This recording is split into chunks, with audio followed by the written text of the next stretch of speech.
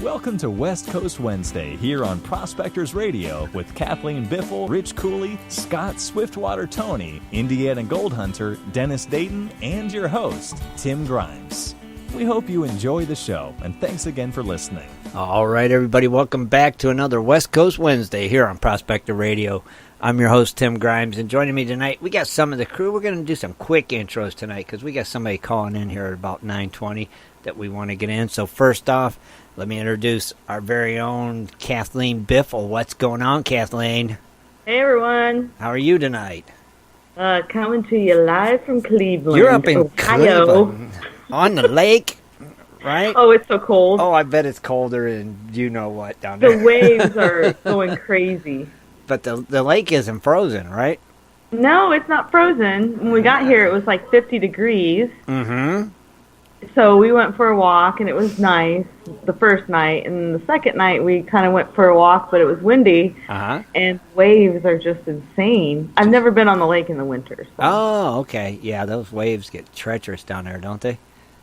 Yes, and we're only like a block away from the lake. So we're getting wow. all of that coldness. Oh, yeah, you are. You're getting all that nasty. Is it snowing down there right now? Or It snowed just a little bit, just dusting where we're at in Cleveland. I think east of us, they were getting, like, some places were getting 9 inches. Yeah, they do down that way. Yep, further east. Yeah. Oh, they get blasted big time. I wouldn't want to be in that area at all.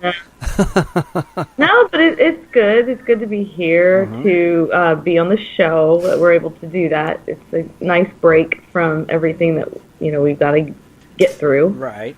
That you got. But it's the Cleveland Clinic is a huge facility. Yes, it is, isn't it? Oh my goodness. Now, I'll tell you a story about that place, Kathleen. Every single door in that Cleveland Clinic I inspected. Did you really? Every single door. Oh, now I'm going to have to look at the doors a little differently. I am talking, oh my God, there's so many doors. That makes sense because 2 maintenance guys were really having a heck of a time on one door today fixing it. But see, this was years ago. This was like, let me see, this was about 7 years ago I did that. And I'm talking, it took us probably a month for 3 guys.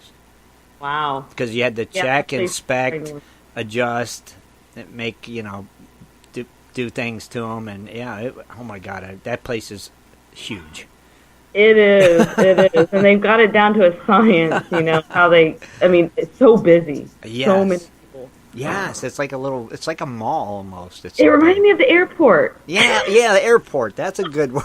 It had shops and everything. Yep, You're like, shops really? and restaurants. It didn't have a bar, though. No, I'm really there was no shocked. bar. Do they still have the McDonald's in there?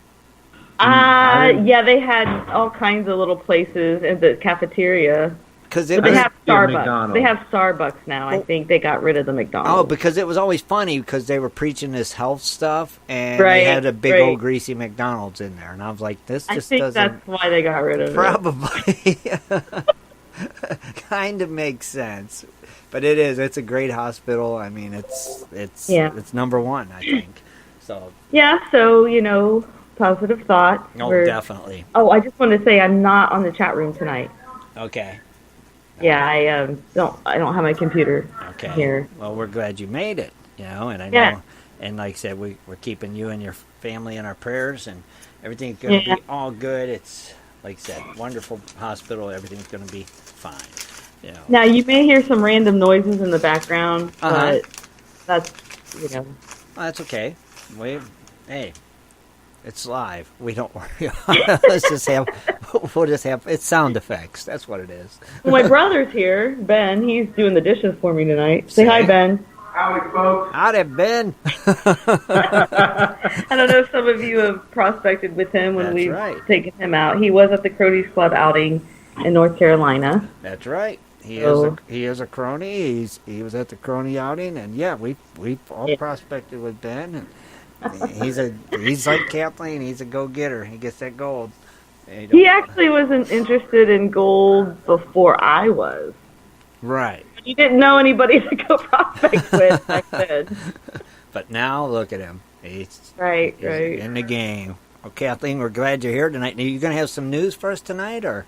I do have some news, and then I have a somewhat of an extended fun fact. So we'll see how much time we have, and then take it from there. All right, cool. Well, Kathleen, thank you for being here, as always. And we'll be talking to you here in a bit, I'm sure. Okay? All right. All right, also joining us, we got the other half of the Biffles. We got the Shad Biffle. What's going on, Shad? Not a whole lot. Staying warm at the moment. You digging it down there?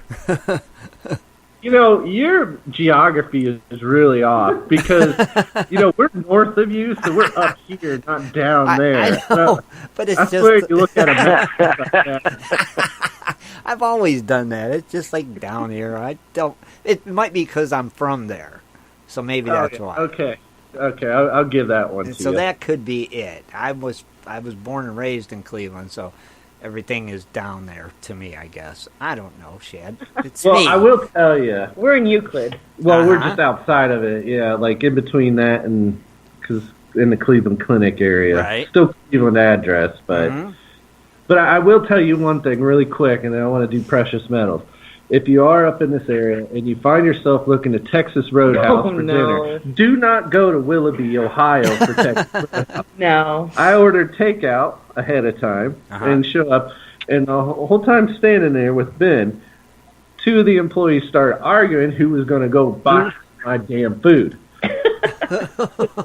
Needless to say, I got pretty nasty after standing there for 5 minutes listening to him and just chewed him out in front of the whole restaurant. Did you really? And the manager got our food and boxed it herself. Yes, I was mad. Oh. And he took the tip too. Oh my god! I was angry. Oh, angry. He was angry. Hawk mad. Yeah, they made you get Shad mad. It's not good. You know, Shad's a gentle giant. They must have really irked you. Jeez. My God. I always try to get him to get riled up when we're out, but he never will. He holds his cool pretty good. Yeah, he keeps his calm. And I missed it. Yeah, Ben just stood behind the peanut bin and then went around the corner to avoid all this. I'm not with that guy. Yeah, I don't know who he is. I'm just waiting on a table. Oh my gosh. Yeah. Oh, geez. So other than that, everything okay, though? Oh, yeah. Going good. I do want to say we have Shannon Poe from Amra will be calling in about 20 minutes just for a nice little checkup with everything and let us know what he's been up to in Amra. So okay. It'll be good to touch base with him on the show. Nice. Yeah, we haven't talked to him in a bit, so that'll be good. Always. So, right. All right, so you got your precious metal prices then you want to go over, you said? I do. Nice. And, you know, gold has been bouncing up and down. At one point it did get above 1,300, but it's right now sitting at $1,292, so it's up $7. Uh-huh.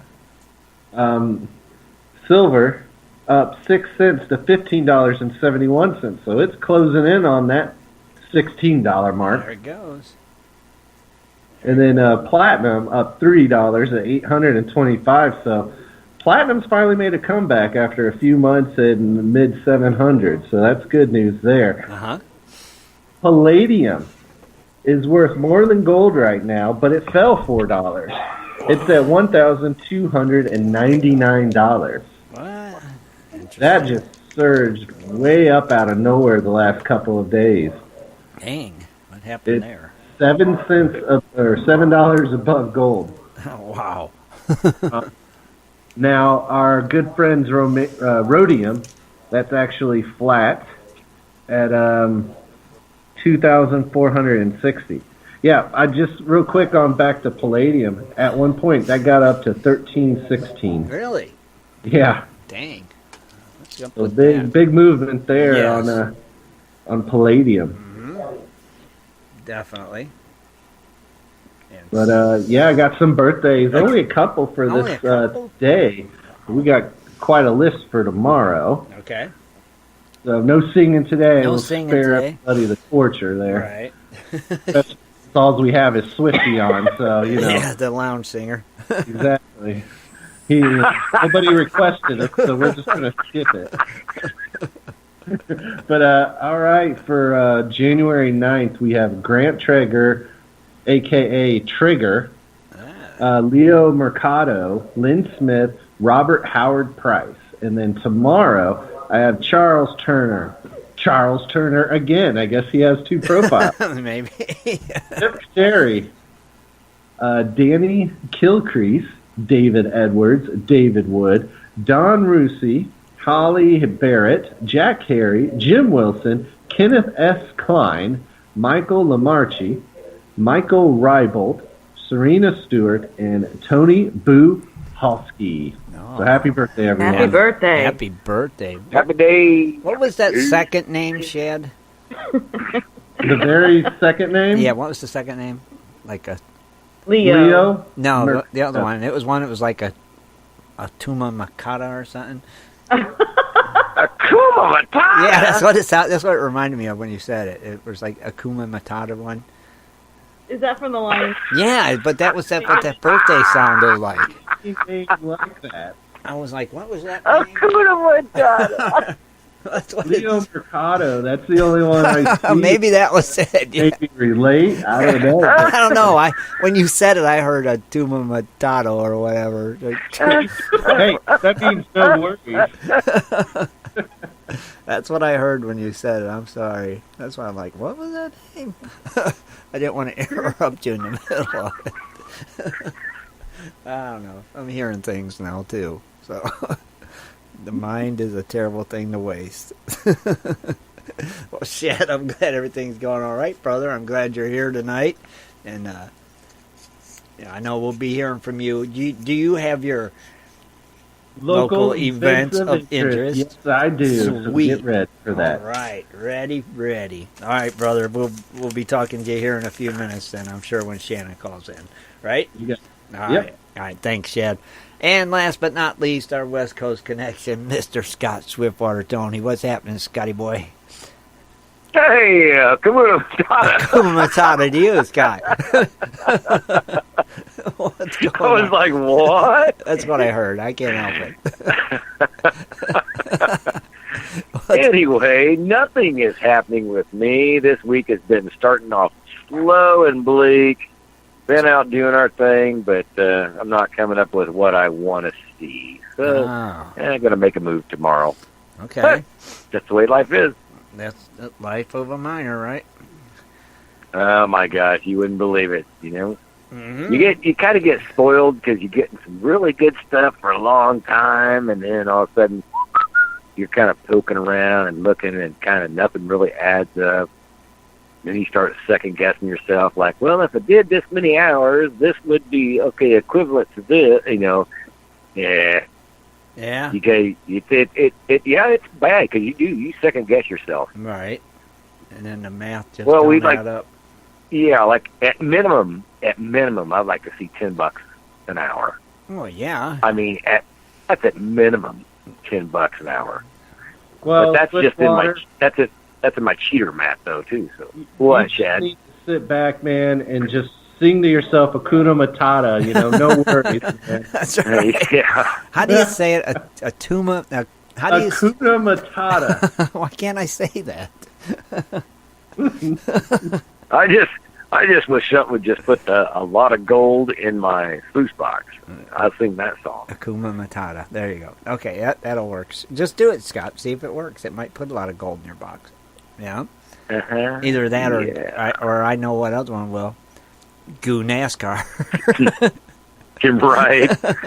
No, but like I said, tomorrow I'm going to make a big move down the creek, and I mean we got some rain this last weekend, but not a lot up north where we want it. We had some here where I'm at, but that just goes past us really quick. Gotcha. But seeing the creek today, we did have a good push of water, but it wasn't a long push. You know, it's not a stationary thing. So we're about an inch, I'd say, above where we were about a week ago. But if you were looking at it, it's about where we started. Gotcha. But I mean, it gives you a couple places you can dig and really test really fast, because in 2 days the water's not going to be up high enough you can put your foot valve back in there. So you got a couple places you can really test and go really hard at it. And like today, I made 2 good tests. One come up, kind of pretty good. The other one was like, oh my gosh, my cheater mat had one flake of gold in it. I'm like, are you kidding me? That's crazy. I've never seen it with one flake in there. Okay. But it's actually at the beginning of the pay streak, and I'm trying to find out where it actually takes place. Because the heavies always fall out first, right? Mm-hmm. So I'm actually looking. I'm actually right on the pay streak, but I'm looking for that place that the good stuff actually falls out first. And I've got there's 2 more spots they got tailings on them because we put them there. But if I get in there, I wonder if it's going to be worth it to throw the tailings back off. Because they're all they're 1 pound rocks. They're nothing big. Right. But it's just throwing a bunch of them. Yeah. So maybe under those tailings, you can get another run for maybe a month. Oh, okay. But man, yeah, it's getting hard. It's getting hard. I know. It'll be all right. You'll find your spot, another good spot, and you'll be okay for a while again, right? It'll all. I'm be good. hoping, man. I am hoping. It'll all be good. So how was the rock show? I mean, we know you won. Are you going to talk about that later? You guys, all right. Now, I am not, for number one, going to beat down this rock show. Okay. Because, yes, there was rocks, and it was a show, kind of. Okay. I would call it a rock sale. Oh, okay. Okay. So I went, what's that? how many did you buy? I actually bought 2. See? The fire sale. They were. I think Well, I saw a actually- picture of them on. What? Well, yeah, what I bought is actually I bought a piece of citrine, usually that slab of that kind of rock, and the crystals that were big. That would probably go for $65. I got it for like 25, 30. I think Dang. 30 or Nice 35. deal. Mm-hmm. And then the big amethyst piece that you've seen beside me, that thing is about 40 pounds. Man, that thing's heavy. I'm like, holy moly. Yeah, I mean, it's really cool. heavy. That's cool. But it's got some great big crystals inside of that too. And I walked around and I seen anything that was that size was $500 to $600. Man. I actually pulled this for $110. Wow. Nice. Nice deal. Yeah. So, it was a rock sale, and like I said, I always look around for those guys that have, there's just not a lot of stuff at their booth, because that's where you're going to find the best stuff. Right. It's going to cost a little bit, but man, you know what? I come out with a great deal on both rocks from the same guy. Heck yeah. So I couldn't pass it up. No. But as far as going there and learning about lapidary and stuff like that, nobody was showing anything like that. Oh, there wasn't any seminars. No, I did not see anything like that. No seminars whatsoever. It was outside, by the way, Kathleen. It was an outside show. Okay. Now some of them was under parking canopies and stuff like that. But that's no here nor there. But it was a cool show. And then, there's some honorable mentions. Ryan from A&B Prospecting was there with a booth. We had the GPAA Phoenix was there with a booth. Let's see, who else? The Roadrunners, they had their booth there as well. And then there's going to be a gentleman that we might have a Wednesday night show on. And they actually are and run a historical stamp mill, and they actually have a lot of great information about stamp mills and the ones that they've helped rebuild around the country. And I think it's going to be a cool show. I talked to them about getting on the show, and they were like, they were aboard, but to get time together, that's the thing. Mm-hmm. But I'm hoping later on, we're going to have a show probably in the next maybe 3 weeks if I can put it together. And it's going to be about stamp mills. I mean, nobody knows about them, and hey, it's the old way. It's interesting. The old rough way. Cool. Really cool. Heck yeah. Really, really cool. I think it'll be pretty neat. Heck yeah. Well, like I said, I just got to put it together and get the times and everything right, so we're all connected, and then it's going to happen. But these guys are they're really great guys, and they were great talking to, and man, a lot of information. Like, I just wanted to sit there for a long time, and Lisa's like, "Well, let's go." Well, you got two cool, awesome stones. So, I mean, that was a great price. I like that purple one. That one's really cool.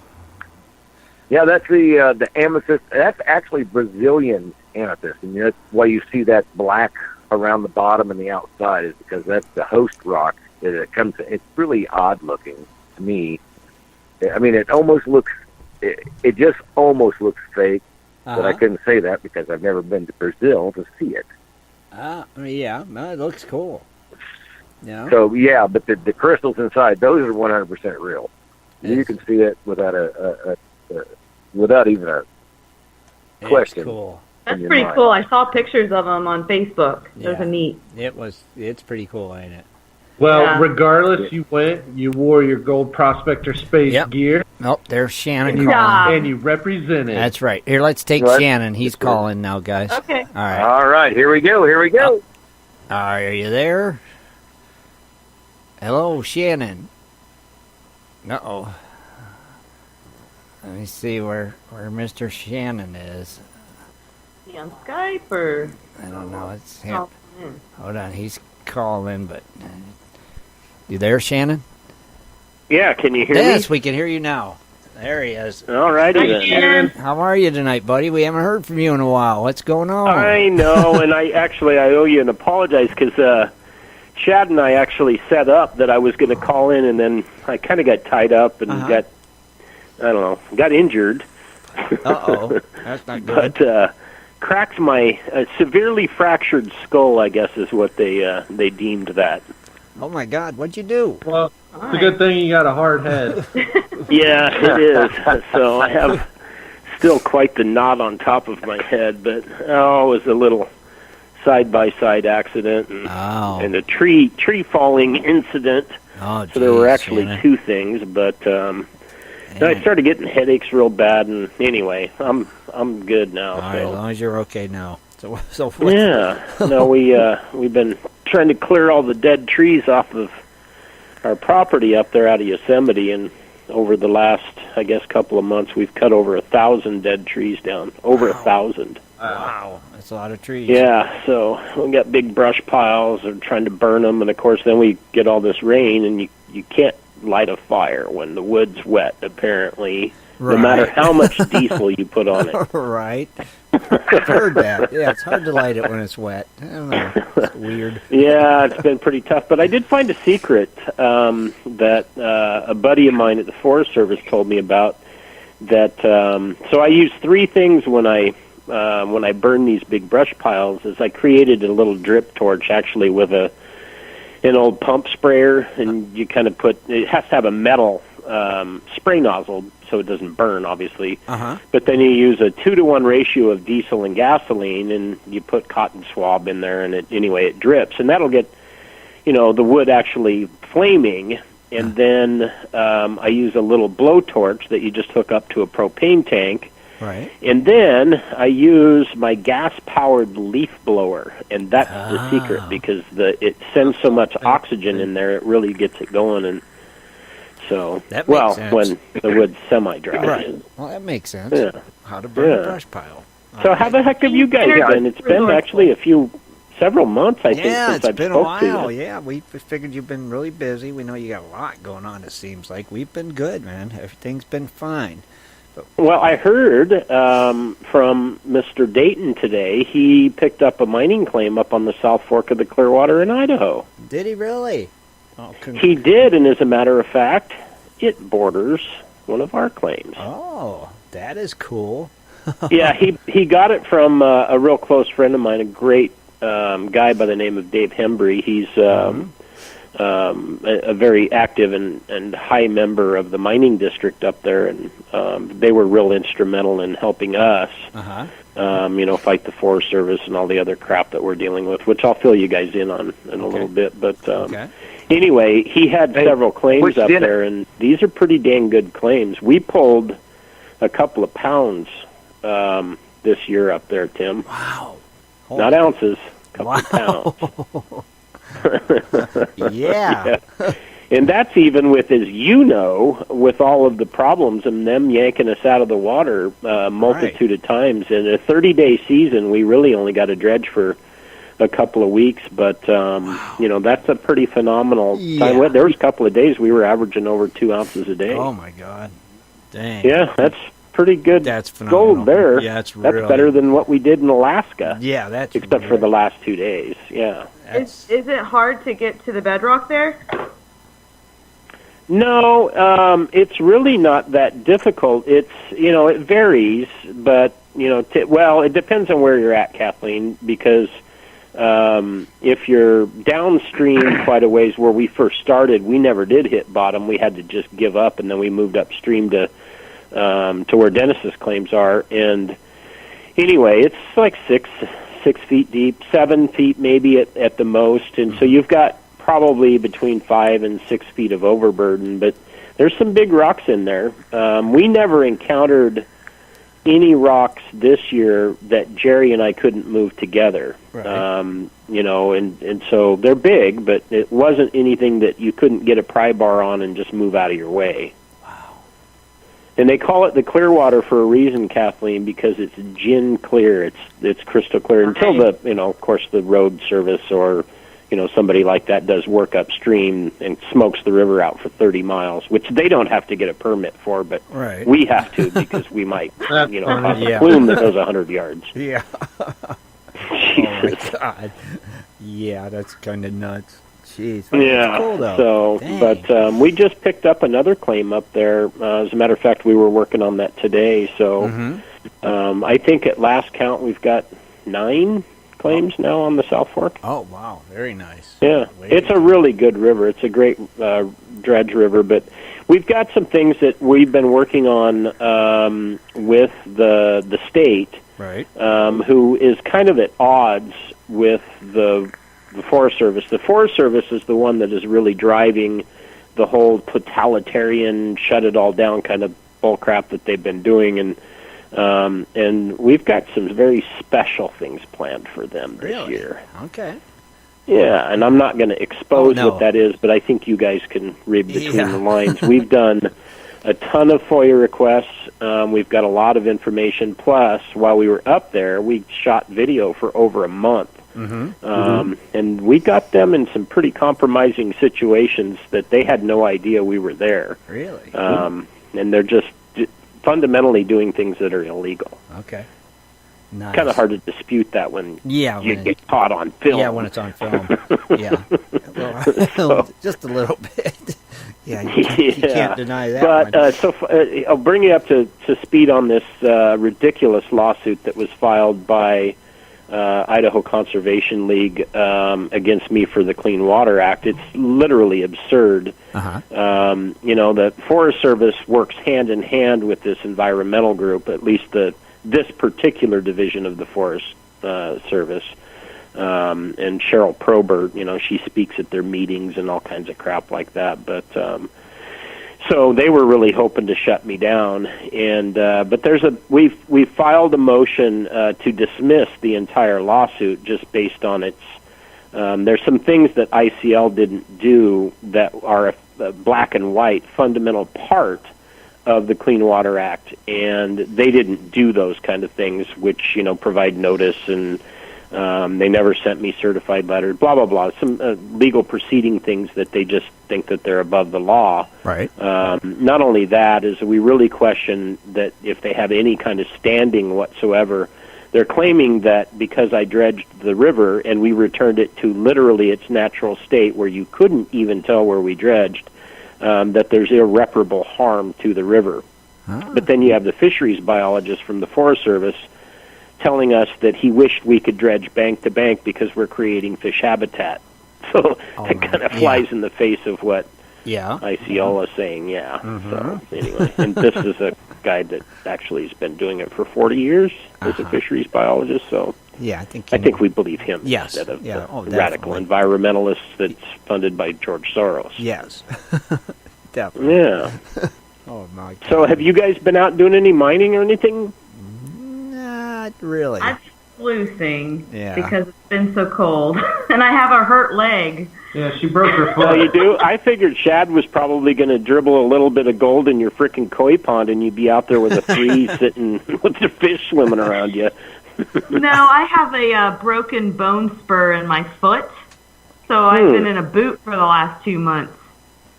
Really? What did you do? Kick him too hard or something? Close. No, it's from wearing high heels. Oh. Seriously. Huh. Well, that probably explains Shad's bone spurs too, then, huh?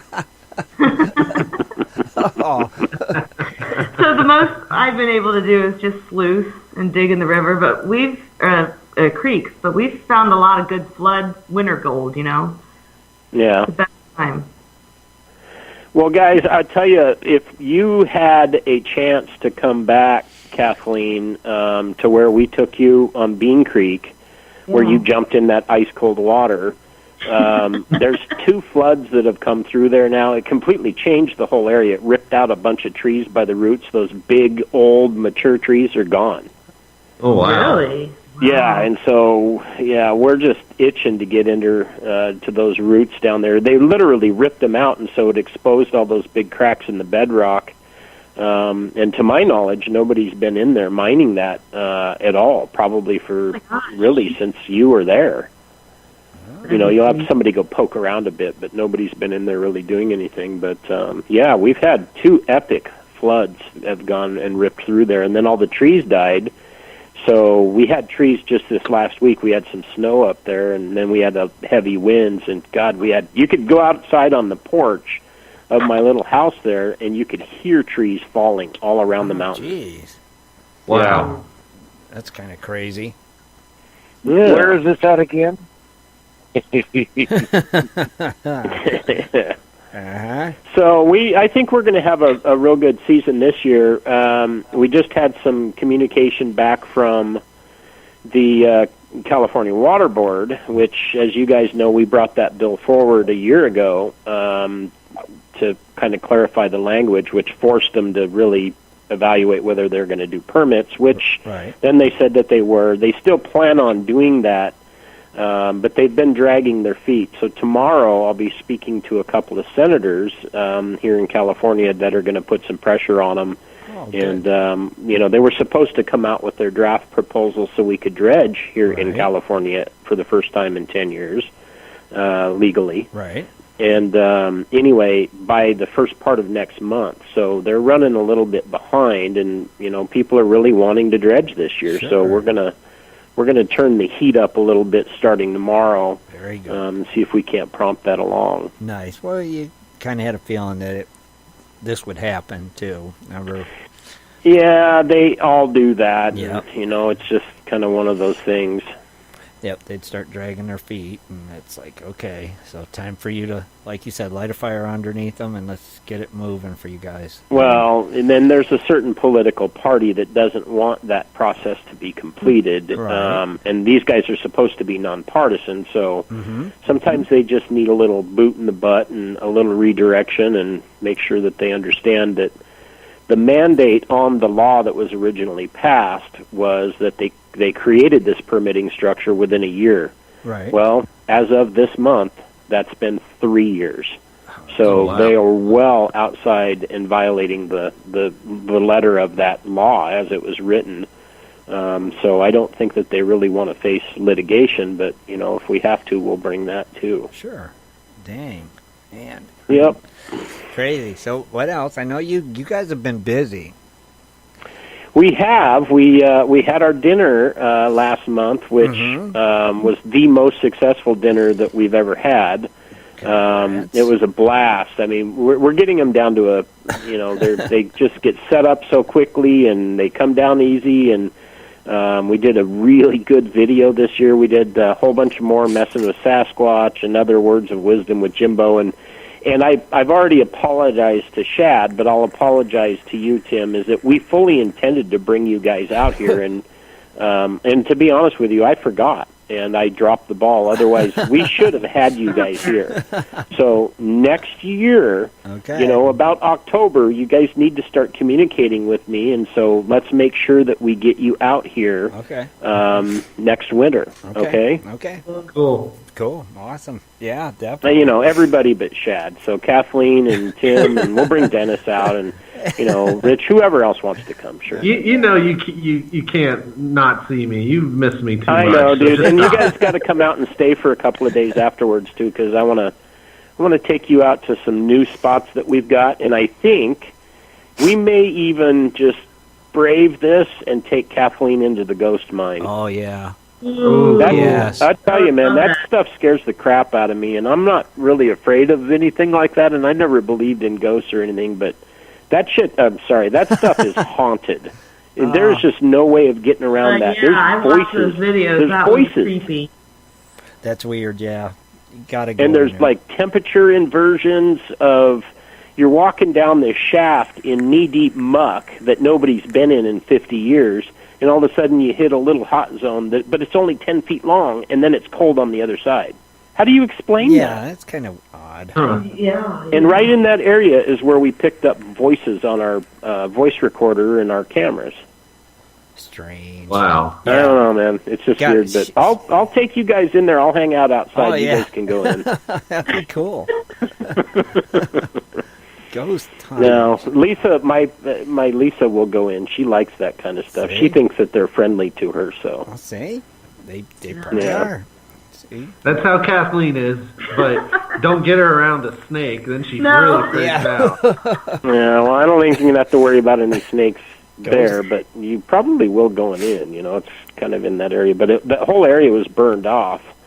So it's pretty cool. But we found some really cool things up there, and anyway, yeah, it's pretty cool. But yeah, so if you guys come out, we'll take you out for a few days, and hopefully by then we'll be dredging. And I happen to have a dredge that is real close by there.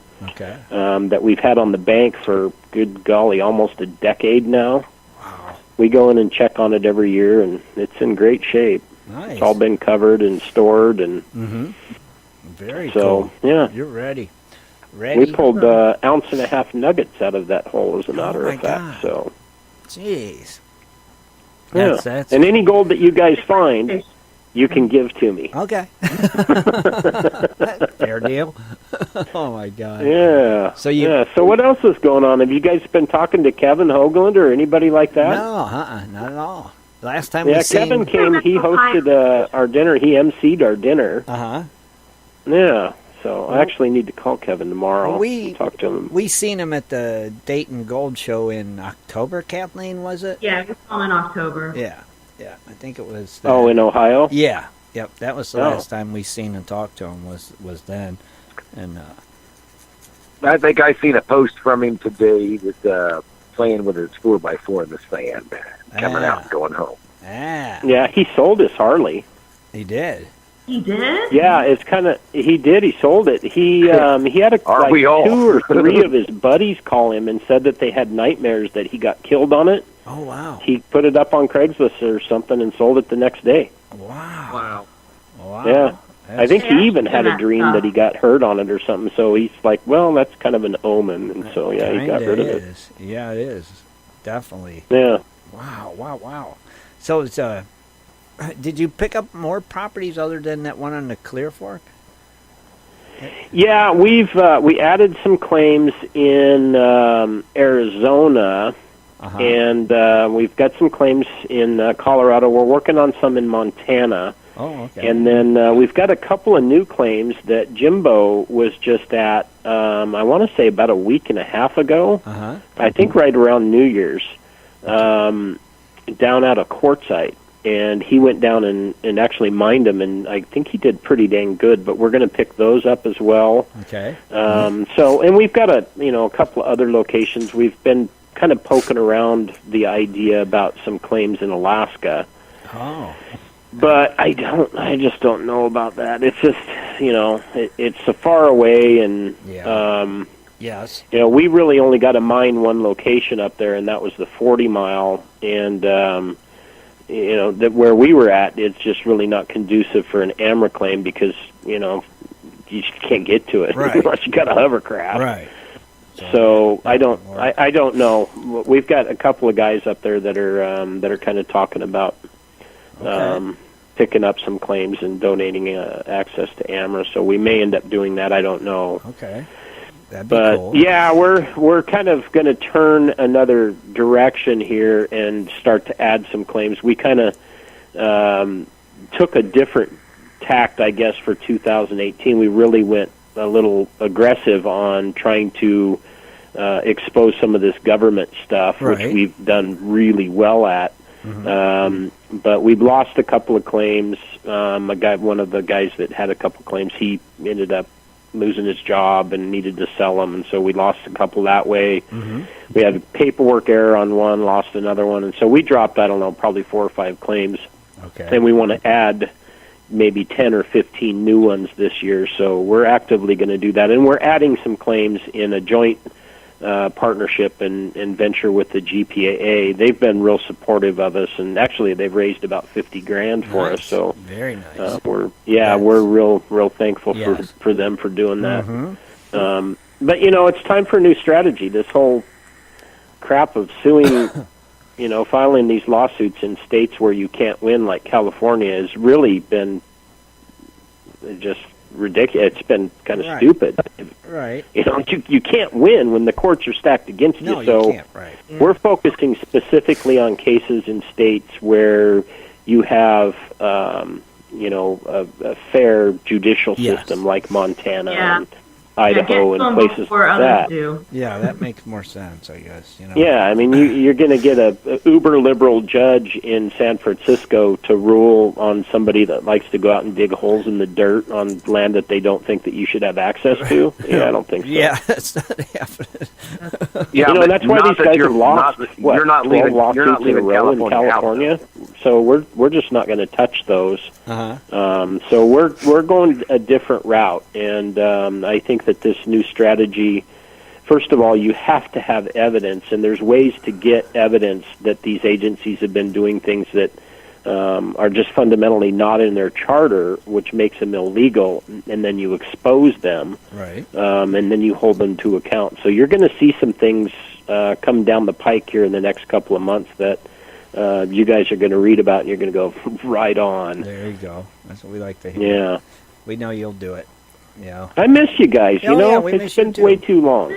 Yeah, we always miss you. We was just saying we haven't heard from Shannon in a while. It's like hopefully we hear from him soon. It's always great talking to you, catching up with you, see what's been happening. Yeah, you should send me an email and go, hey, dude. Well, actually, I take that back. Shad did, and I said, yeah, I'll be on, and then I didn't. Yeah. I'm sorry, man. Yeah. Well, when I got hurt, it was kind of a step back because I didn't. I mean, I went and had brain scans and all kinds of stuff. We didn't know what was going on, and it started to affect my motor skills, and I'm like, holy crap, what's going on here? Right. Wow. So I just kind of put everything on the back burner, and hell, I wasn't even calling our own staff back. That's fine. Don't feel bad. No, we don't. We know you're busy, and we know when you got something you need to tell us, we're going to hear from you for sure. Shannon, real quick, we have a lot of new listeners that are out there. Listen to us on Spotify and a few other platforms now. Tell us real quick about AMRA and how they can get involved with your guys' group. Heck yeah. Well, we're and I'm glad you brought that up because I always take it for granted that you guys have a lot of the same people listening, which I'm sure you do, but it sounds like you're really expanding, which is a good thing.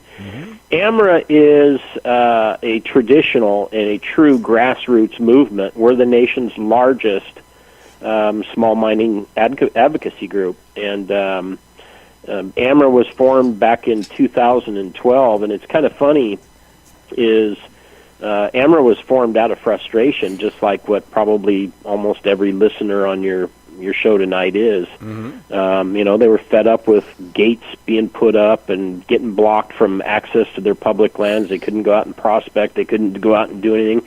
Well, that was me, and that started in 2012 with the original moratorium on suction dredging in California, and I was, pulling $100 and some $1,000 a year dredging, and they shut that down, and it was purely political, and I started throwing money at different groups, and and it just nobody was doing anything. I wanted somebody to stand up, put their fist in the air, and say, you know what, enough of this crap, right, and go out and call a senator out publicly on camera, and just really get active. Yeah. And so that was what started AMRA in 2012. And what we didn't want is just a group of that, hey, we beg for money and we go and we sue somebody, because that just doesn't really work. Right. It hasn't worked in the past, and I'm just really not good about asking for money. Right. So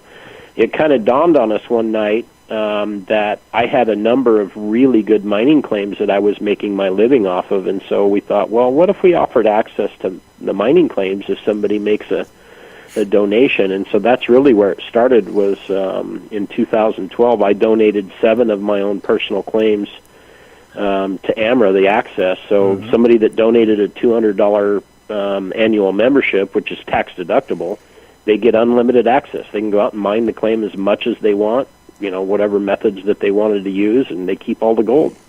And that blossomed, and the next thing we know, here we are, 2019, and we got damn near 100 claims in 6 states, and growing. So and that's basically what we are. But we're donate. What's that?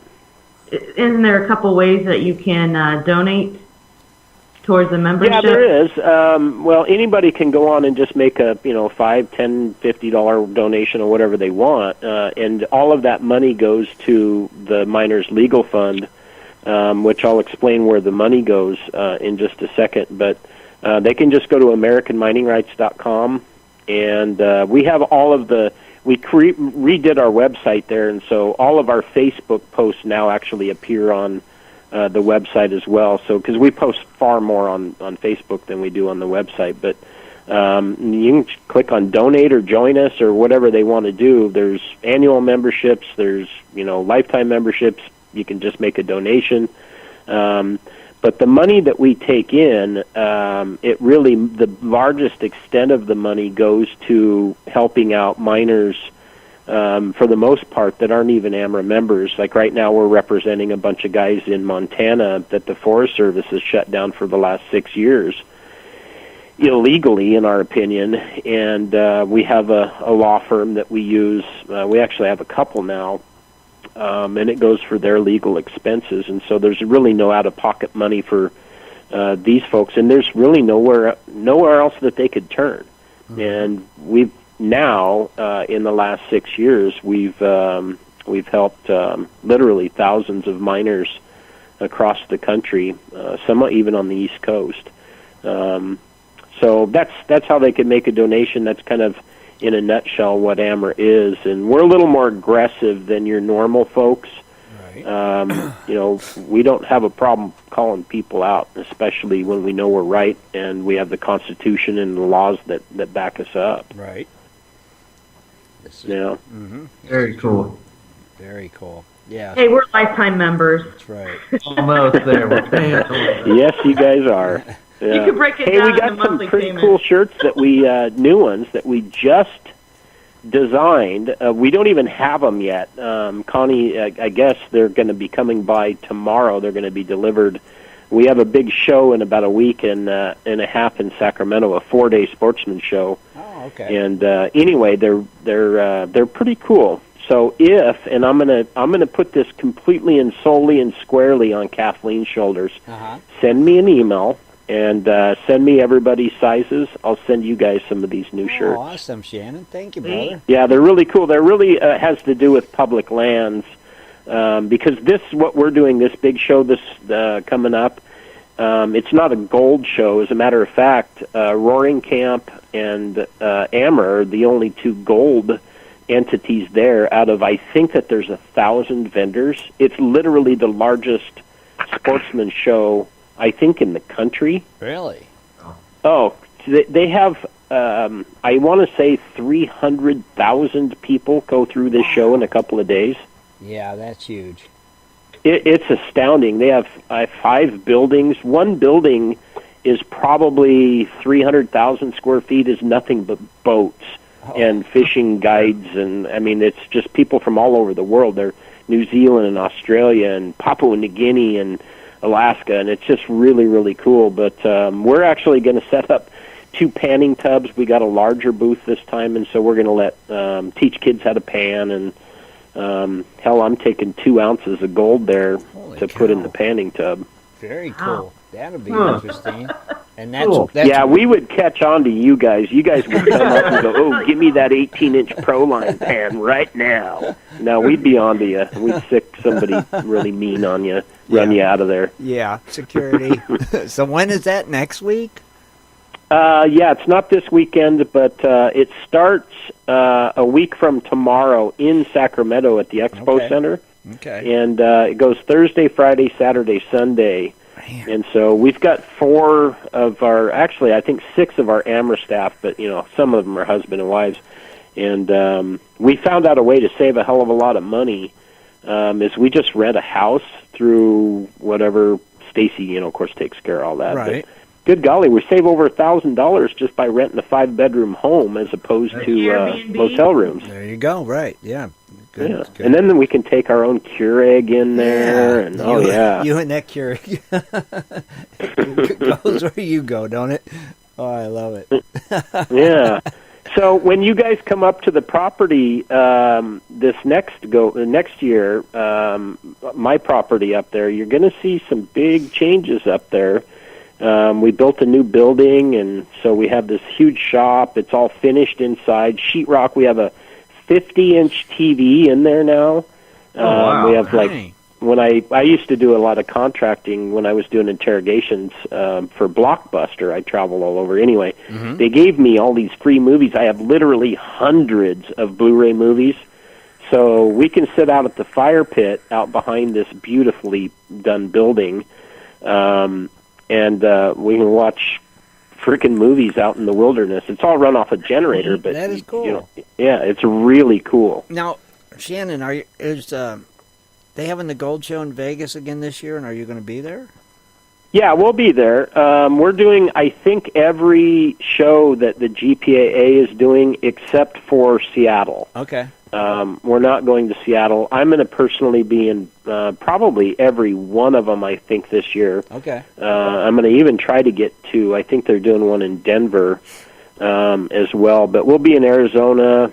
There's a couple of shows here in California, Fresno, and I think there's one other one. And then Portland. I don't think they're doing Boise this year, but and then Colorado. So wherever, we're doing all of the shows that we can. All right. Well, hopefully we'll see you maybe before next year. Then you never know. You know. That'd be cool. I'd love to see you guys. And if you are going to be at one of the shows, let us know. We'll make sure we put together a little care package for you or something. Cool, brother. We appreciate it, man. We appreciate everything you do. You know that. Yeah. Definitely. Well, we've kind of. I've been so busy lately. I haven't been posting a whole lot. Steve-O has been doing a lot of the posting, and so we just haven't, at the advice of our attorneys, we haven't vocalized a lot of the things that we're doing and we have planned because they don't want me to tip our hand. Right. Some of these things are going to be a real surprise to a few people, I can tell you that. So we've kind of backed off a little bit because normally I just like to scare the shnikey out of everybody. And they really kind of. But I think we're going to change back to our old methods of, you know what, screw it, let them know what's coming. That's fine. They aren't going to hide it once we already have the evidence. So right, this is true. Yeah, but Trump's been doing some really good things for the small mining community, and we are in the process of some more communication with his administration, and I'm just going to leave it at that. But he's a pretty remarkable man, and I honestly I've never seen such a disgusting exhibition by the mainstream media just because they dislike a man so much that they just don't care, what he does. I mean, I'm pretty sure that the guy could come up with a cure from cancer, and they would probably say, well, think of all of the doctors he's going to put out of job. Probably right. Yeah, you're right. It's astounding. And it's really sad. I don't necessarily like Donald Trump as a person. I think he's a little rude, but you know what? The guy does a lot of good things for the country, and for that I'm thankful for. Me too. Yeah, things have changed, haven't they? Gas prices are down. It's just really sad that the country is so divided. It's a shame, but it's crazy. People have money to spend again. Weird. Yeah, they do, actually. So did you guys have a good Christmas since you had all this extra money? Well, wait, I didn't say we had extra money. I said people do. I see. That's what we said. Yeah, everything was great around here. Great Christmas. What about you? Oh, I had a good Christmas. I just, as a matter of fact, got done doing one of the little presents for Lisa. She wanted a new office, so she had this 1980s modular style desk and cabinets, and I literally ripped that out of that room today. And over the last couple of weeks, I took some dredge parts, believe it or not, 4-inch steel pipe that was 1/4 inch thick. It came off of a big barge cutter dredge, and that was the legs for this desk. I welded angle iron all the way around the top, and then some of the cedar trees that we got that were killed by bark beetles, I milled those down into about 1.5 inch thick planks. Oh, wow. Squared them, sanded them, and then I put 16 coats of polyurethane, and I turned that into a beautiful new desk. And so that got put into her office about an hour and a half ago. That is cool. Shad, are you taking notes? Well, I need pictures. I want to see a picture of it. Oh, you'll see pictures, guys. I took pictures today. I'll put them up on Facebook tonight. It's really a work of art. And then I took we have a kind of a back den, I guess. It's a part of the kitchen, but it's really where we have another TV, and it's where we hang out most of the time. It was really my sports room. I had all my Broncos memorabilia, and she had her 49ers stuff. And Christmas Day, I took all of that stuff down and put it in storage, and then I got her a gift certificate for Hobby Lobby, which is a very conservative company, and I really love their stuff. But so we kind of turned this whole back room area in here kind of in a little more country, country theme, with kind of barnwood type stuff. Okay. Well, I made her a couple of things this last week out of the cedar, and then I distressed some frame. I made a couple of picture frames, and anyway, distressed them and made them look like old barnwood, and we just hung that. So her room now back here is completely done. Her office is set up. So there you go, Shad. Now you're going to have to start building this stuff. But I'm telling everybody, this desk is a work of art. I'll send you pictures, and you guys are going to go, holy crap. Yeah, I want to see that. That sounds it's really cool. amazing. Got a little, slide-out drawer underneath it for her keyboard, and it's just clean. The desktop, though, because this Western red cedar is really a very colorful wood. That with kind of the industrial style, big steel, black legs. It just looks amazing. I bet. I love it's heavier than shit. I can tell you that. I about threw my back out getting the thing in the building today, but but it's worth it. Oh man, I can't wait to see the pictures of that. That sounds amazing. Yes, that's a desk. Yeah. I'll tell you what. I'll get the pictures up. All right, brother. I'll put them up after I get off the call here, and you guys can see it. So maybe we'll throw it out on American Mining Rights under Facebook if anybody wants to see those, and that'll actually take them to our web page. Very cool. And here is the camera, so I'll walk in there and I'll go take a picture right now. All right. Well, see, now we know it's getting done Yeah. live. Why? Well, cool, guys. Well, I'm going to let you go. I'm sorry I haven't called sooner. It's all good. And that's entirely on me. So it's all good. I apologize for that. But you know what? I called tonight. That's right, so. you did. And That's it's always right. always a pleasure hearing from you, Shannon. You know that, buddy. Anytime. Yeah. I Open. miss you guys. We miss So anyway, well, hey, you guys hang in there, and let's keep in touch a little bit better. I promise to do a little better this time, and well, anytime you want to know what's going on, man, just give us a shout. Will do, brother. Thank you, Shannon. All right, and hey, Shad, when Kathleen says you need to build her this desk, give me a call, bro. I'll give you the dimensions and everything of what you need to do. Hey, as long as the plans are in crayon, I got it. Yep. I know, I can do that. So, and a lot of little pictures, Yes. we can get you set up that way. So, all right, guys. Well, hey, I'm going to bail. It was All good right. talking to You you, too, buddy. and we'll talk soon. All Okay. right. Take care, Shannon. Thank you, buddy. All right, guys. All right. Bye. Bye. See ya, Bo. And on that note, let's take a quick break from camera, and we'll be right back, everybody. Do you like to mine for gold? Enjoy prospecting a nice crack in the bedrock? Enjoy getting outdoors to camp, fish, hunt, and hike on your public lands? You plan your trip, load the gear, grab the dog, put the family in the truck, and drive off to a locked gate. A sign says you cannot enter or access your own public lands. Mining claims and public land owned by we the people are being designated as off limits by our own government every single day. Are you concerned about the direction our government is going? Are you tired of seeing no access, no entry signs on your lands? We are, and we are fighting back. We are AMRA, America Mining Rights Association, the fastest growing small mining advocacy association in America. AMRA is a 501c3 not-for-profit formed by miners, hunters, off-roaders, retired military men, and women to stop the insanity. AMRA was formed to educate, unite, and help the small miners and public land users on their rights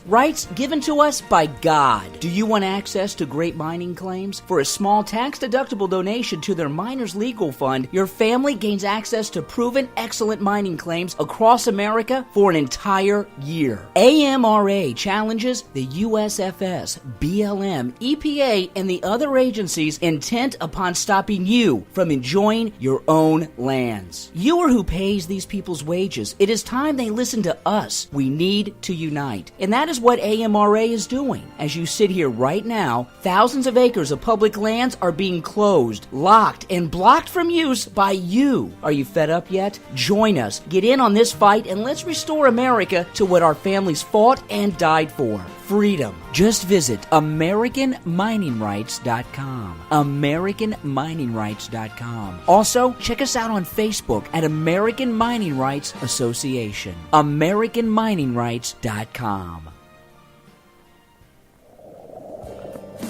It is time for Dredging Up the News with Kathleen Biffle. Mining news from around the globe, metal detecting, dredging, entertainment news, and fun facts as well.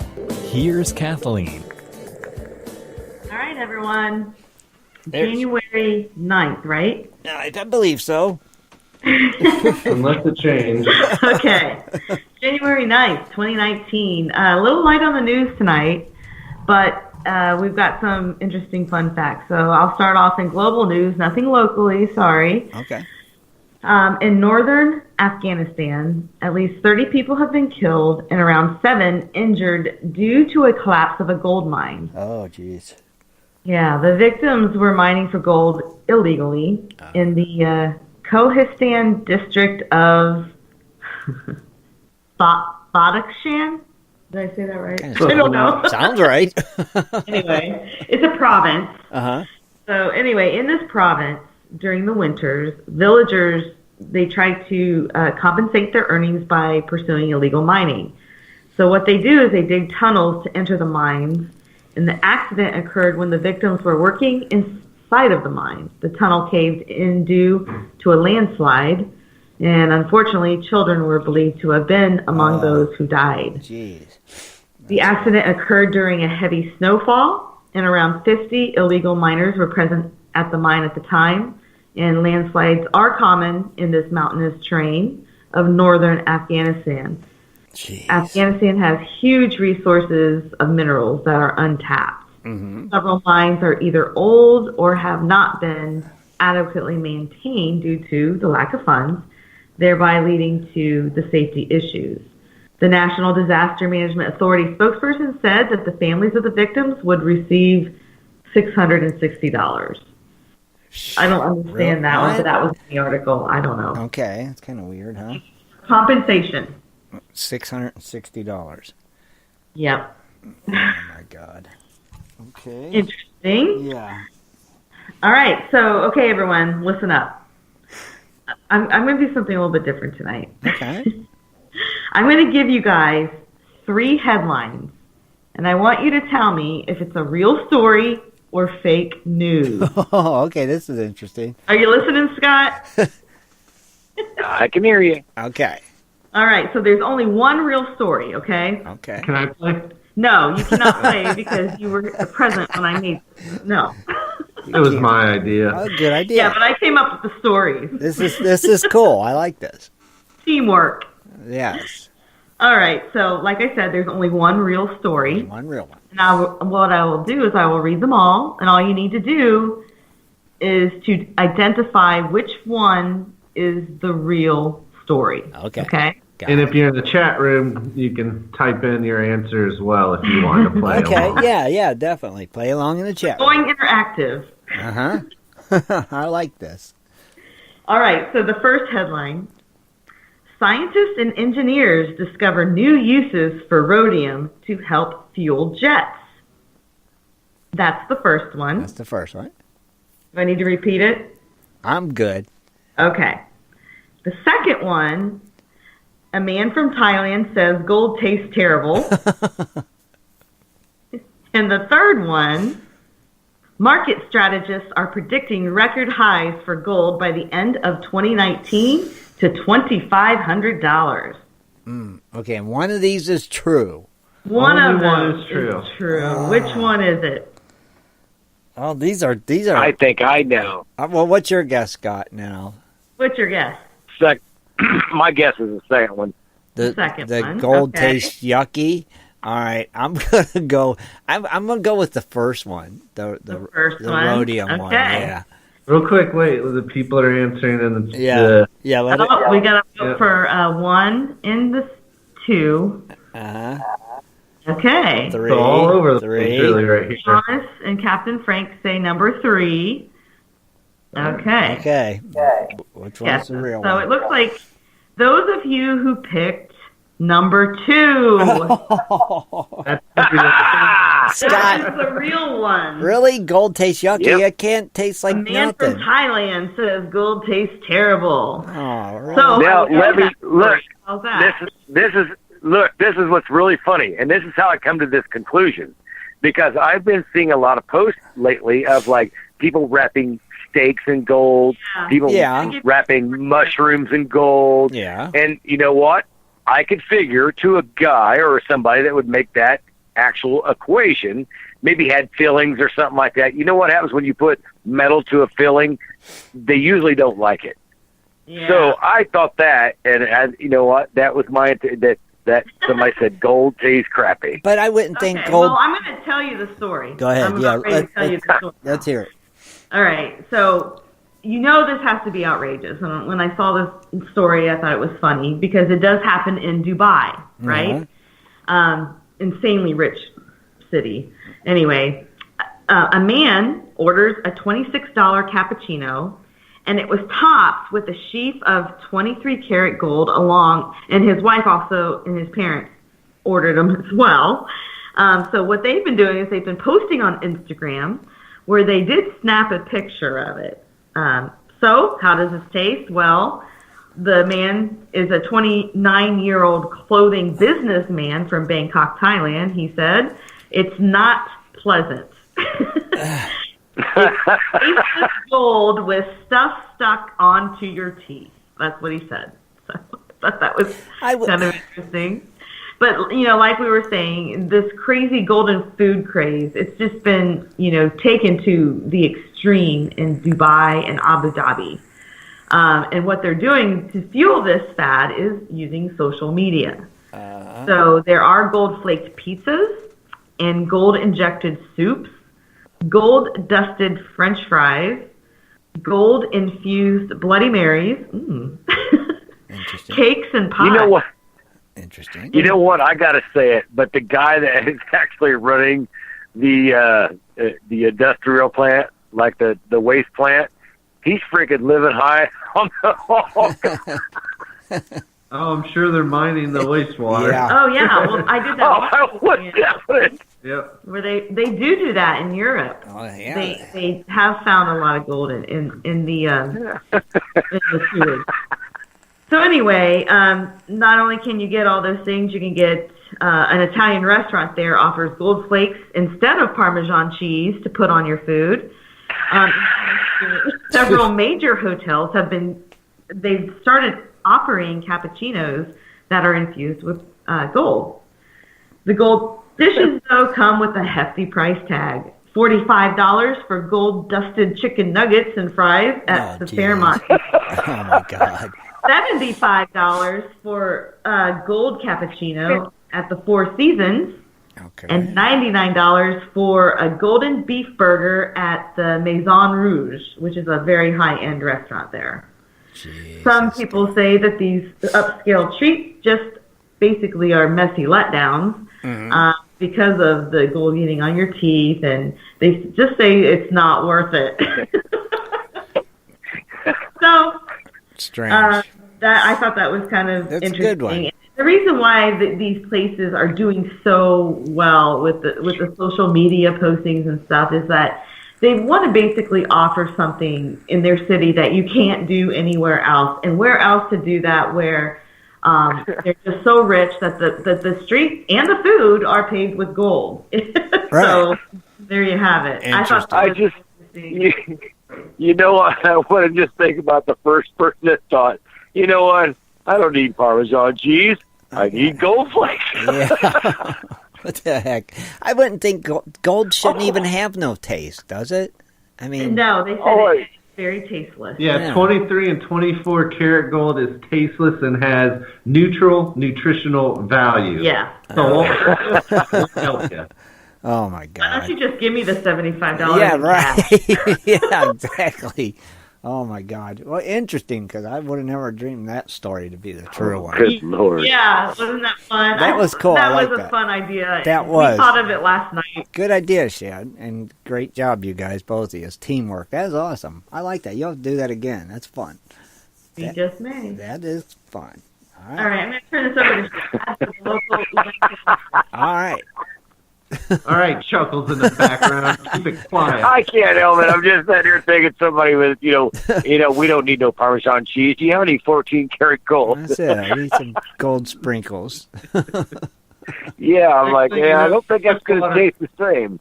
We're gonna see you on the news over there in Abu Dhabi picking up poo everywhere. That's where Scott's road trip's taking him, Abu Dhabi. Oh, Let's see a gee. YouTube video on that. Yep. Yeah. All right. So here's some local events of interest for you. We'll start up in Oregon first on January 19th and 20th. It's the annual Yahat Agate Festival. Got it right this time. Yes, you did. After all, the agate is Oregon's gemstone. This event will feature spectacular agates plus minerals, gems, crystals, and fossils. Many of the vendors return every year, bringing new specimens and products with them, and that's from 10 a.m. to 4 p.m. at Yahat's Common. Moving on to Coloma, California. Oh, It's okay. Gold Discovery Day coming your way on January 26th. As we know, the 24th of January marks the anniversary of James Marshall's momentous discovery of gold at Sutter's Mill. This event is commemorated every year with living history, interactive period trade demonstrations, music, and a gold rush symposium featuring noted authors and scholars of gold rush history. That's Saturday, January 26th from 10 a.m. to 2 p.m. Parking is $8 per car, but the event itself is free. Oh, okay. So, Okay. that's a cool one to check out if you're in the area and Yep, learn some definitely. real unique history. Yes, that would be a fun one. So moving down now to Colorado, there's going to be a presentation called How the 1859 Gold Rush Put Colorado on the Map. So if you want to go hear that, it's on February 10th at 1 p.m. to 2:30 p.m. In the spring of 1858, Colorado's Front Range area was uncharted and inhabited only by natives. But by the close of 1859, 100,000 fortune seekers had thoroughly explored the frontier range north of Pueblo to the Wyoming border. During this quest for gold, they left their footprints on the landscape, establishing a dozen of settlements and blazing numerous trails. The presentation will teach you about Colorado's gold rush and how this important chapter of history influenced Colorado maps of today. Okay. So be sure to go early, though, to check out the free exhibits, which open up at 11 a.m. This event will be held at the Little White Schoolhouse Museum on Barkley Road in Conifer, Colorado. Tickets are $8 for members of the Rocky Mountain Map Society and $10 for non-members. So, it's kind of cool. Yeah, different. Definitely different. I love old maps. Oh, okay. And you can learn some unique history that, hey, if you prospect or mine the Colorado area, True. it can give you some unique insights on where they moved and the trails that they were on, and kind of maybe point you in some cool, unique directions that you may not know of. Yep. So, very interesting. Yeah, very. And then our last one, though, is in Wickenburg, Arizona. And Scott, you need to go to Oh, God, no. This one this. It'll be funny. Come on. is February 8th through the 10th. So, Scott, you got a whole month because it's the 71st annual Gold Rush Days. This event celebrates the town's origins, which is Wickenburg, Arizona, as a ranching and gold mining center in the days before there was a Phoenix. The Heritage event was founded over 60 years ago. Today, Gold Rush Days draws tens of thousands of visitors. 3 days in Scott.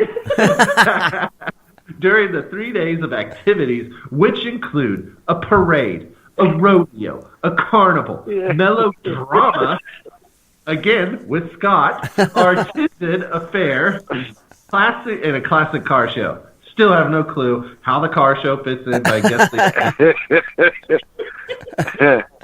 but that is running Friday, February 8th, starting at 10 a.m. to 9 p.m., Saturday, also 10 a.m. to 9 p.m., and then Sunday, 11 a.m. to 7 p.m. And don't worry, Scott, this one is free, too. So get out there. Nice. With tens of thousands of visitors running around interviewing them.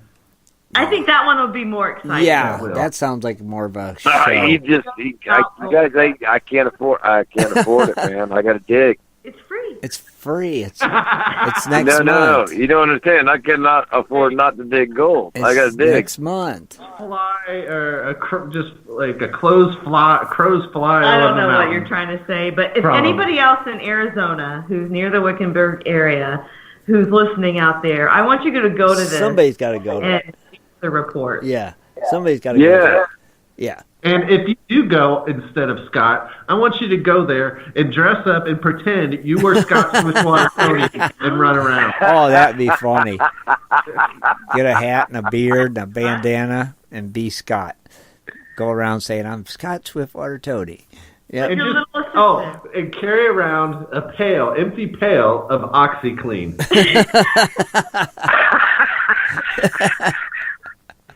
I love it. Maybe you should have a booth there, Scott. Oh, yeah. See, Scott could sell a your booth. shirts. Oh, yes. Do you mine for gold, but you're always getting your white shirts stained and dirty? Well, I'll show you how to get them clean. Oh, it could be like that's right. It takes one bucket. There you go. You could make a fortune, Scott. No, like I said, you guys, I wish I could go to that, but you know what? Everything's out of the way, like I was saying like last week or something like that.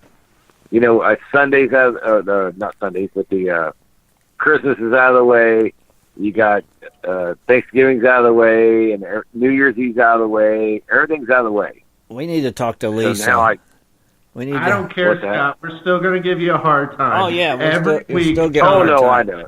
Oh yeah, definitely. We're gonna. But man, I'm behind. I'm already behind this year, and I'm worried because I'm not just a little behind. I'm a lot behind. So. Hey, just dig faster. That's right. Just dig deeper and faster. Yeah, I know. I got to just spend more hours, and that's the thing. We don't have any more time to do that stuff. Taking out and taking the weeks because we have holidays and all this stuff. Mm-hmm. Now it's like really you got to nose on to it. And we actually got a little push of water, and man, I hope it works. But I'm still worried. Don't worry. Well, hey, I got to turn it back over to Kathleen for her fun facts because she's got a cool one. All right. Dun, dun, dun, dun, dun. All right. So tonight's fun fact was actually the piece that I had cut out of last week's news for the sake of time. So I actually ran into two recent articles on it. One came from the Kings County Register online, and the other one came from the Express all the way from the UK. So this week, I decided to bring this story back. Basically, I'm just doing an extended fun fact, but it is about something that some of us follow, including our very own Dennis Dayton. Dennis, if you're out there, hello. So, without further ado, tonight's somewhat extended fun fact is about some theories about Oak Island. Oh, okay.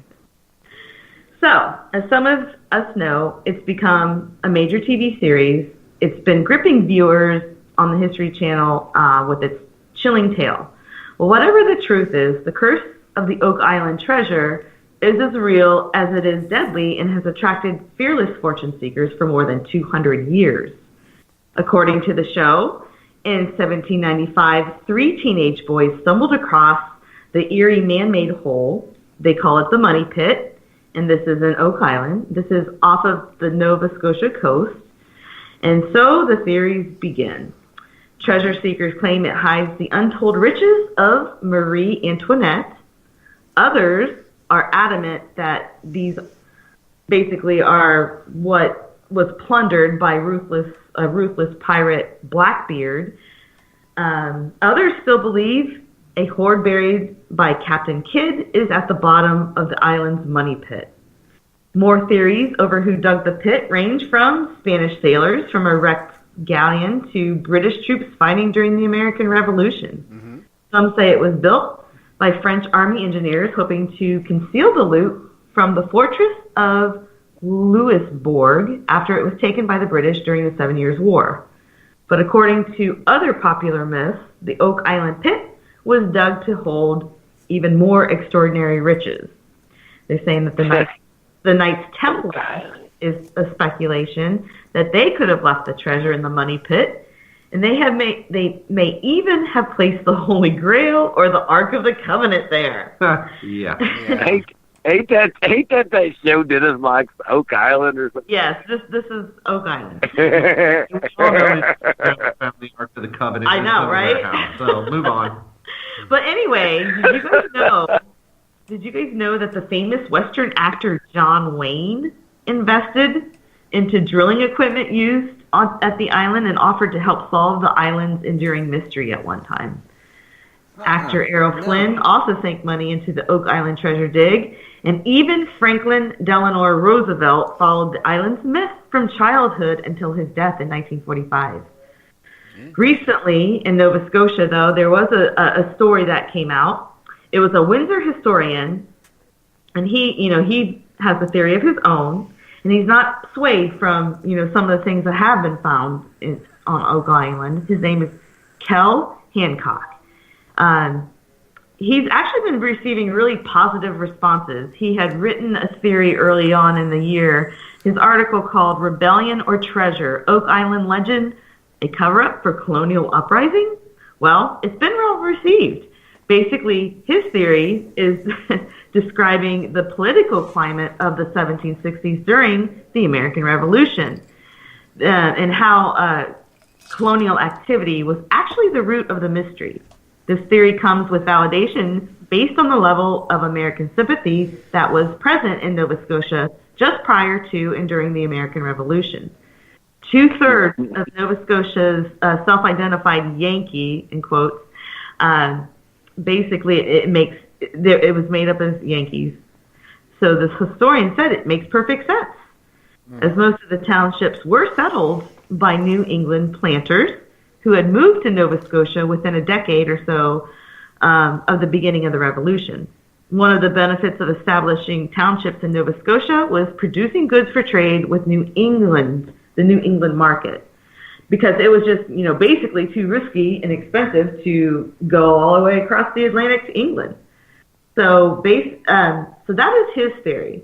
And what had happened is people began to smuggle and become really secretive. So when war broke out, Hancock believed that a rebellion and attack against Fort Cumberland was hatched. It was supposed to be the fuse that set off Nova Scotia's rising up. He believed that every township had its own handful of rebels, and these were the folks who ended up, burying supplies and valuables, as a rebellion. So, unfortunately, the attack on Fort Cumberland failed. So Nova Scotia's chance of a rebellion fizzled out. So any arms and ammunition not seized by the British belonged to the Continental Congress and had to be smuggled back to the States. So he believes that there are still things buried there from that period in history, which I thought was kind of an interesting theory. Could be, who knows? Well, to date, 6 men have died trying to solve this mystery. And according to legend, one must die before the treasure can be found. And it adds romanticism onto this ongoing tale of Oak Island. Isn't that something? It is. It's crazy. Yeah. His article was actually pretty long, and it was just, okay. And it could basically be a theory. And he said that it's unfortunate though because the folks who are trying to find this treasure are treasure hunters as opposed to archaeologists. So he's just afraid that, some of that history might be lost, where you've got trained people who could, actually pinpoint when these things were buried. Mm-hmm. Yeah. Now, if you were a treasure hunting guy and you had a partner, wouldn't you be worried going out there with your partner that, 6 men are dead, only one's needed more to die, looking for it, and you get pushed in that hole? I'd be like, Dennis, come here. Okay. Oh, good. Yeah, that's kind of odd. But I don't know. I tried to start watching it again last night and just couldn't do it. I'm like, I need to watch it, but everybody's got like their favorite reality gold treasure hunter show, and I really think Lost Gold is going to be mine. Oh, you think so? Actually, be this month. Okay. Looking forward to that one. Yeah, that would be cool. That's the Feldman Brothers one, right? Yeah. Yeah, that's the one I'm looking forward to. Yep. Because I like to learn about history. Mm-hmm. So. And no drama. Perfect. No drama, correct. No Perfect. drama. That's what we like, the no drama stuff. So I'm in all the way. Okay. All right. So that's dredging up the news. That's it. Awesome, Kathleen. Thank you. That was amazing. Very, very good. I liked it. So, Shad, great local events of interest, my friend. Scott won't go to Wickensburg or wherever it is. As the crow flies. I was going to say, this is Swiftwater, and I don't got crap tonight, so back to you, Jim. Get like to digging, man. Uh-huh. Well, you know what? I got an idea. I was just thinking, I'm going to give away a bag of Dirt Hog pay dirt. So. Oh, my God. Yeah, so the rules are, as always, we call your name. Wait, is it in the chat room? Yeah. Yep. Hurry, start it now so nobody can share. Oh, it's in the chat room. Yeah. Kathleen, there's want me to do it, people. Kathleen? Kathleen, you need me to do it because I got everything set up. Okay. I could just do it tonight if you want, since you're on. Because you're not on location. Because some people's out there sharing it, like, hey, buddy, get in there, getting ready to draw something. Nope, we got 26. No. I see 26. All right, give me a second. Hang on, I think we got a name.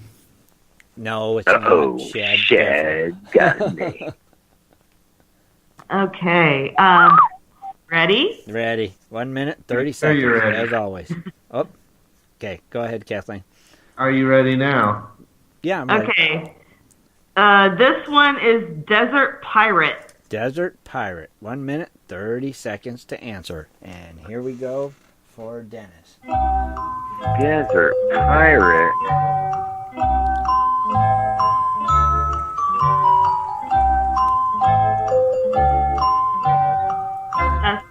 That's handle is Desert Pirate. Desert Pirate. He's here. There he is. Don't know. All right. Congratulations, Desert Pirate. You just won a 1 pound bag of dirt hog pay dirt. So, Shad, can you get his address and shoot it? Maybe email it to me, Shad, because the inbox thing ain't working. Okay? You got it. Thanks, I'm brother. guessing Desert Pirate is someplace out west. Let's hope That's so. it. It's in the desert. Now, is he a real pirate? Is he a Or real just pirate a like pretend Dennis? pirate? Or is he just a wannabe pirate, a desert pirate? Well, he will have to let us know. You're welcome, Desert Pirate. Please post some pictures of it when you go through it. We'd like to see how you do with that, and enjoy that fine dirt hog pay dirt. Tucson, Arizona. Tucson. All right, Tucson. Tucson. Tucson. Is that what it is, Scott? Tucson. That's right. Tucson. Tucson. All right. Very cool. Yeah. So there, a bag of dirt hog pay dirt. Very nice. Gave one away Sunday. Gave one away tonight. Very cool. And there's a few issues going on with the site. I'm sure they're working on it right now. I know me and Shad both, our inboxes are blank. Even though I have 6 messages, it's blank. And it's because I still need Donald Knox's address, and I need David Lesnister's address, and I don't know if they've sent them to me and they're in my inbox, which I can't see. So we will get them, and so I can get their stuff mailed out to them. And Well, I thought if you didn't have the addresses, everything's forfeited. I think so. I think I get to keep it if I don't have the address. Throw it back to the Lions. Throw it back to the Lions, Tim. That's it. So all good there. And I'm trying to think what else. 2 weeks, Shad, is that what I said for our next guest that we got coming on? Kimmy Price from Girls That Rock Metal Detecting will be here in 2 weeks. I believe so. I think that was the 27th I said. And That's going to be a Sunday, right? yes, sir. Going to be a Yeah, Sunday. Oh, Sunday. and tune in this Sunday. We have a big announcement to make. Oh.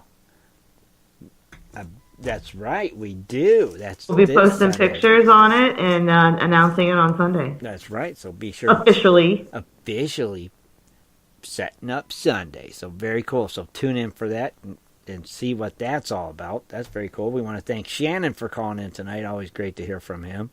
And I think that's it. You guys got anything else? Kathleen, Shad, Scott? I don't have anything else. No? Shad? Hey, No. Scott? I just like to thank everybody for listening, and thanks Shannon for calling in tonight and explaining, where you're at and what's going on, and all the good stuff that we don't know yet. So thanks for keeping us on the informational side. And other than that, happy birthday to everybody that Shad said. All right, cool. Very well said, Scott. Couldn't have said it better myself. So on that note, we're out of here. Be sure and tune in Sunday. Desert Pirate, send Shad your address. He's sending you a side chat. So we need that info to get you your prize out. So check that and give him your address, please. And I guess we're out of here. Have a great night, everybody. Thanks for tuning in. We'll see you Sunday. Good night, everyone. Good night, gold diggers. Hey, and as Ed Barman says, may you have a flash in your pan. Another great show. For updates and more info, please go to www.prospectorsradio.com.